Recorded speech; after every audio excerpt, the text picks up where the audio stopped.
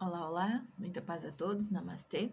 Vamos dar continuidade à parte que ele esclarece os acontecimentos na última ceia.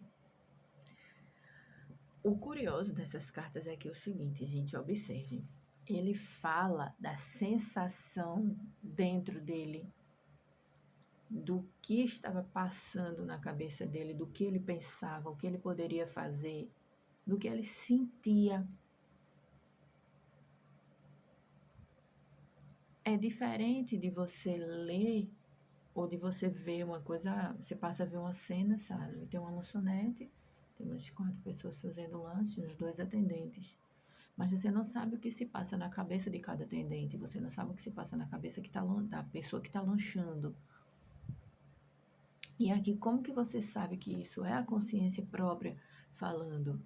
Porque você tem o sentimento, a intenção, o pensamento daquele ser sendo transferido. Você não estava na cabeça dele. E quando você lê isso aqui, você percebe que ele transmite essa sensação do que ele estava sentindo na época.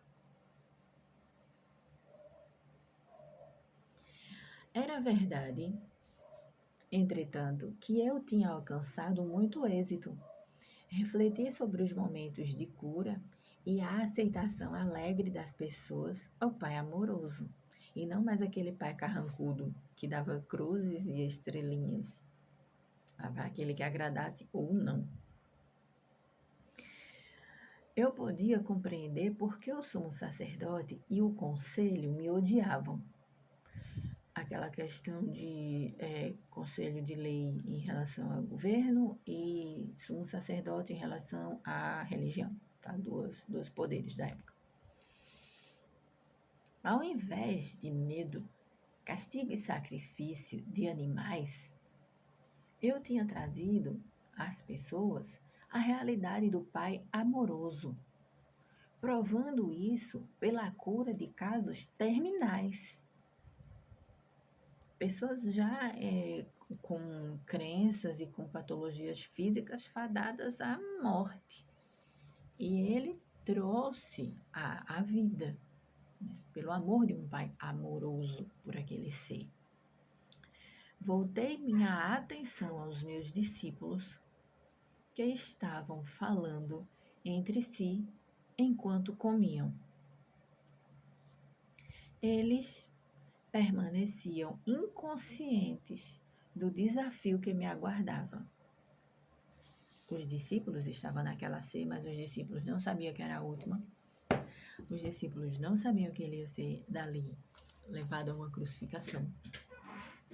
Eles comiam como comemorando a festividade da época. Eles permaneciam inconscientes do desafio que me aguardava, minha crucificação. Embora eu os tivesse avisado várias vezes, negaram-se a aceitar minhas palavras como verdade. Eles acompanhavam ele de perto, viam que ele era aquela pessoa tão boa, tão amável, e eles achavam impossível aquilo acontecer a ele. Pensaram que eu começava a ter medo do sumo sacerdote. E se perguntavam por quê. Eu já havia conseguido sair de situações ameaçadoras antes. Se você ler até na carta 1, antes dele começar a vida pública, ele sai de uma situação devastadora. Então, ele passou já por algumas dessas. E ele conseguiu sair. E dessa, não. Como era costume na Páscoa, falavam das circunstâncias da fuga dos israelitas para o Egito. João tinha uma forte imaginação. Olha aí, a sacada de João, observa.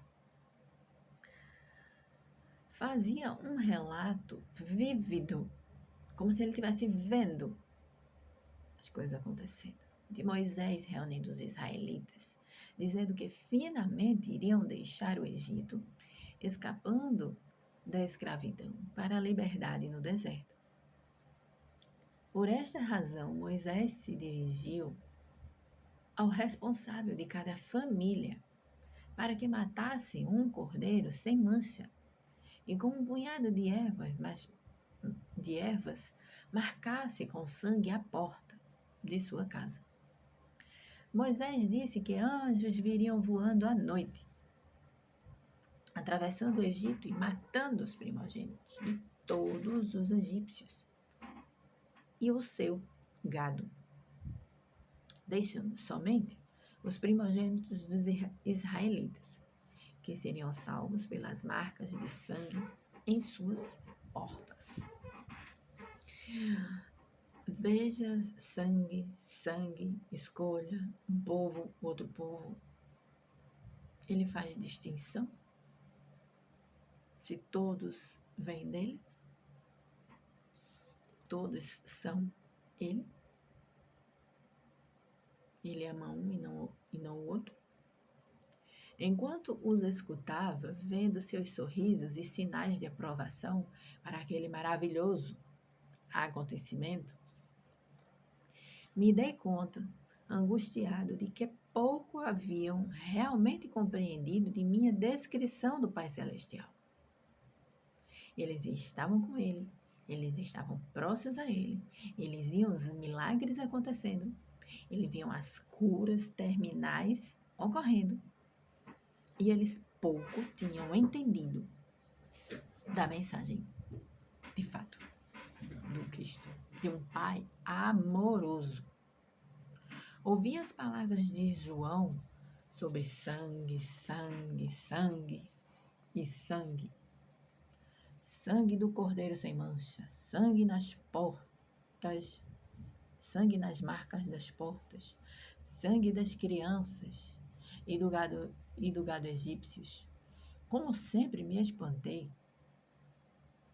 com séculos de preocupação judia, com o sangue, e brevemente recordei que Abraão esteve disposto a matar o seu único filho, com a intenção de oferecê-lo em sacrifício, porque acreditava que Deus tinha dito a ele para fazê-lo. E logo pensei nos sacrifícios diários de animais no templo. Diariamente animais morriam nos templos para pagar pelo pecado do homem, que no tempo pecava de novo, né? Para mim,